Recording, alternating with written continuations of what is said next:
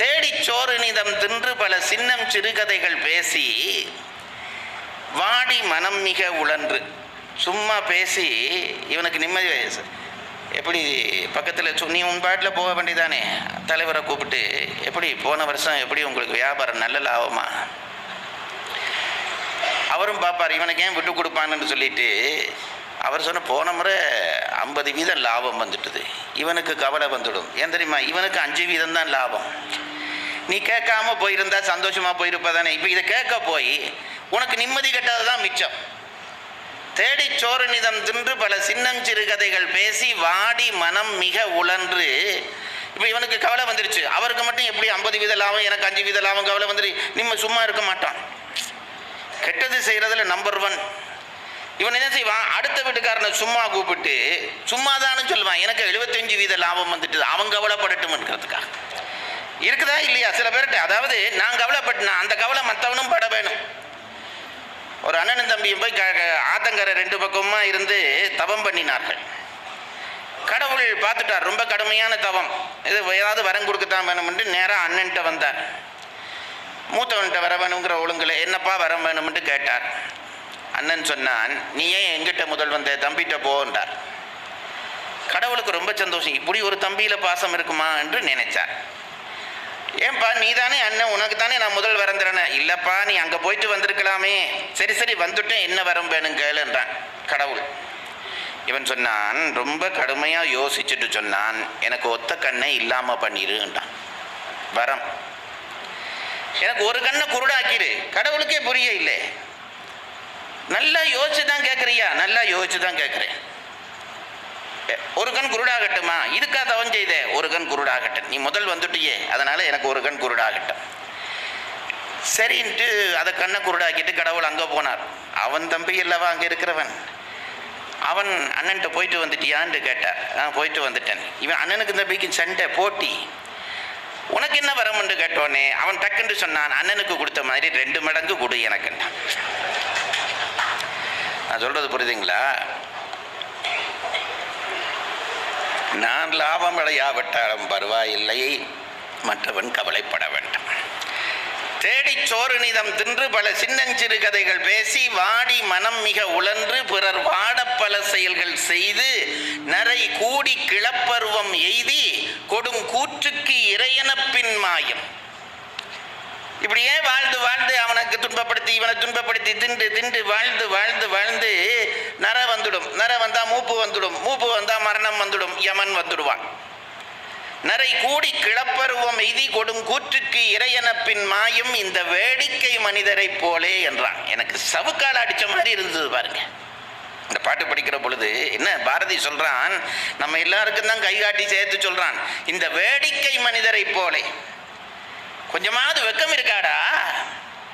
ஆயுள் முழுவதும் சாப்பிட்டு ஆயுள் முழுவதும் மற்றவனோட தேவையில்லாது பேசி அதனால நீ கவலைப்பட்டு மற்றவனை கவலைப்படுத்தி இப்படியே வாழ்க்கை முடிஞ்சு போச்சு. இதுக்கா இந்த வாழ்க்கையை கடவுள் உனக்கு கொடுத்தார்?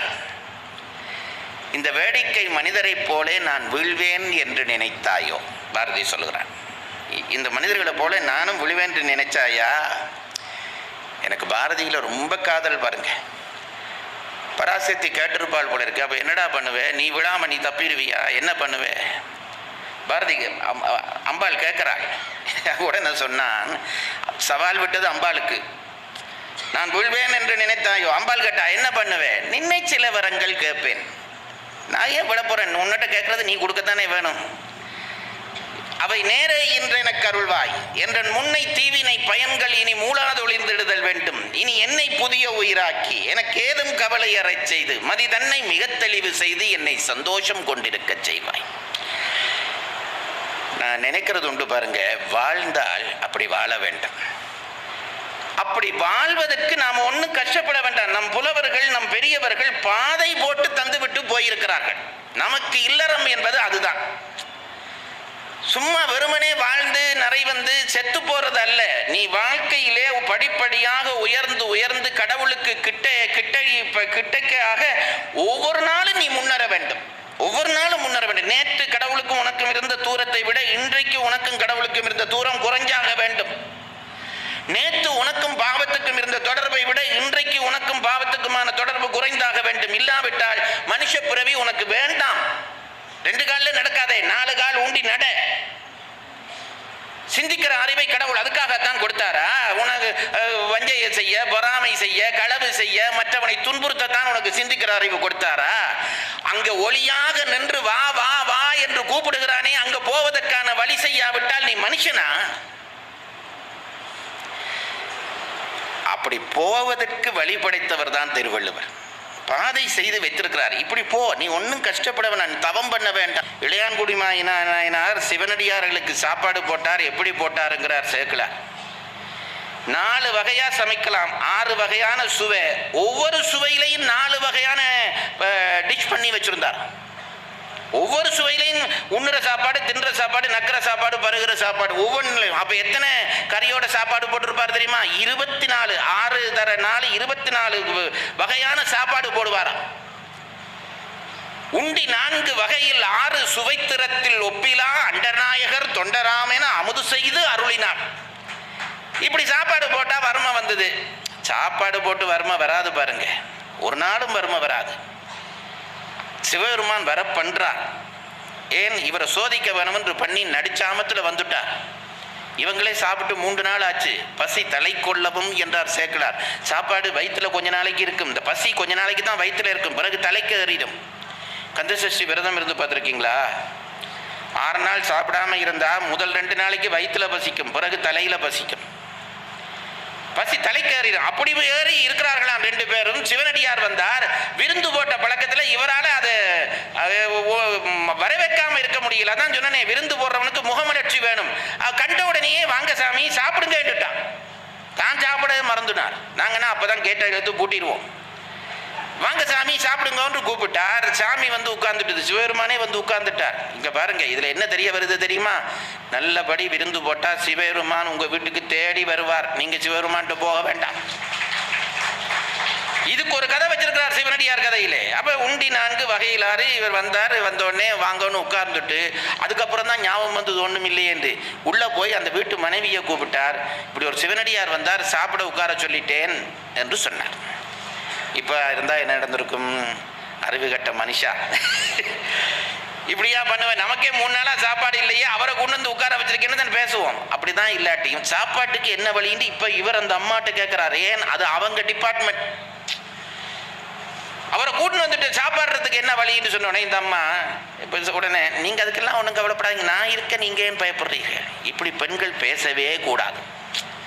பேசினாலே ஆண்களுக்கு தங்கள் ஆண்மையில ஒரு குத்தின மாதிரி ஒரு உணர்ச்சி வரும். அப்ப என்ன இவ சொல்லித்தானே நான் கேட்கிறேன்.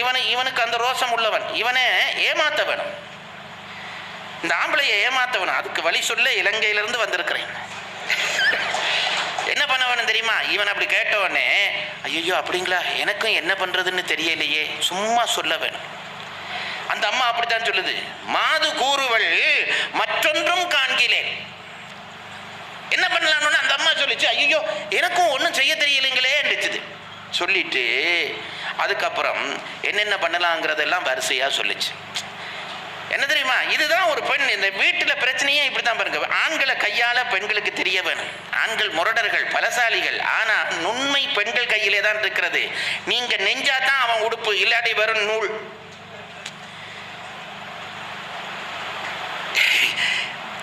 அப்போ மாது கூறுவள் மற்றொன்றும் காண்கிலேன், ஏதிலாரும் இனித்தருவாரிலை போதும் வைகற்று போமிடம் வேறிலை. அந்த அம்மா அப்படி வரிசையா ஒண்ணும் இல்லைன்னு சொல்லிச்சு. காலையில நெல்லு விதைச்சிங்களே, அதை போய் அள்ளி கொண்டு வாருங்கள், மழை பெய்யுது, அதை வச்சு சமையல் பண்ணிடுறேன்டுச்சு. இவர் போனார், போய் தடவி, காலாலேயே தடவி இருட்டுல போய் அந்த நெல்லை அள்ளி கொண்டு வந்துட்டார். அள்ளி கொண்டு வந்து இவன் அம்மா கையில கொடுத்துட்டார். அடுப்பை எரிக்கிறதுக்கு விறகு இல்லை. இப்பவும் அம்மாவை பார்த்தார். இந்த அம்மா சொல்லிச்சு, அந்த வீடு அவருக்குரிய வீடு, இந்த வீட்டை வெட்டி கொடுங்க, அந்த கூரையை உடைச்சுட்டாங்கன்னு இவங்க சொல்லப்படாது. அந்த அம்மா கூரையை பார்த்தது, இவருக்கு புரிஞ்சுட்டுது. கூரையை வெட்டி கொடுத்துட்டார். பழைய வீடு. வீட்டை கொடுத்தோடனே இந்த அம்மா இருந்தது. நான் இப்போ அதுதான் நான் சொல்கிறேன் பாருங்க. நேற்று சொன்னேனே, பெண்ணுக்கு அட்டில் தொழில் வன்மை வேணும் என்று. சமைக்க தெரிஞ்சா போதாது, சமைக்கிறதுல ஒரு கெட்டித்தனம் வேணும். இந்த அம்மாவிட்ட இப்போ என்ன இருந்தது சொல்லுங்க பார்ப்போம். நெல்லு கொண்டு வந்து கொடுத்துட்டார், அதை வறுத்து அரிசி ஆக்கிருச்சு. விறகு இருந்தது, வீட்டில் உப்பு கொஞ்சமாவது இருந்திருக்கும். தண்ணி இருந்தது, வேற ஒன்றும் இல்லை. கறிக்கு என்ன செய்யறது, கறி அமுது செய்யணும்னு பின்னால் இந்த பசலி கீரை முளைச்சிருந்தது, அதை பிடிங்கன்னு வந்துருச்சு. இதை வச்சு சேக்கிலார் சொல்றார், தனி பசலி தனி சோறு இந்த உப்பை வச்சு 4-5 விதமான சமையல் பண்ணிச்சுதான் அந்த அம்மா. இதுதான் அட்டில் தொழில் வன்மை. ஒரே கீரையை வச்சு அதுல ஏதோ என்னென்னமோ பண்ணி சிவனடியாருக்கு சோறு போட்டது, நேரா முத்தி கொடுத்துட்டார் சிவபெருமான். அப்ப விருந்தினுடைய பையன் என்ன தெரியுமா, முத்தி. அதனாலதான் திருவள்ளுவர் சொல்றார், மகாலட்சுமி விரும்பி வந்து உன் வீட்டுல உட்காருவாடா, அகனமர்ந்து செய்யால் உரையும் முகனமர்ந்து நல்ல விருந்து ஓம்புவானில். அப்போ விருந்த பெண்கள் அதை கையாள வேணும், அதுல விருந்து நுட்பங்கள் எல்லாம் திருவள்ளுவர் சொல்லி தர்றார். அதான் நான் முந்தி சொன்ன கதைன்னு சொல்ல ஆரம்பிச்சேன். விருந்து பண்றதுக்கு அனுபவம் வேண்டும். எதை எப்படி போடுறது, எவ்வளவு போடுறது, இது மூத்தவர்கள் சொல்லி கொடுக்க வேண்டும். இப்போ இந்த கியூட்டஸ் பூசுறது எப்படி, லிப்ஸ்டிக் பூசுறது எப்படி, இதைத்தானே சொல்லி கொடுக்கிறார்கள். ஏதாவது உதவுமா? வீட்டுக்கு உதவுற இதெல்லாம் சொல்லி கொடுக்க வேணும்.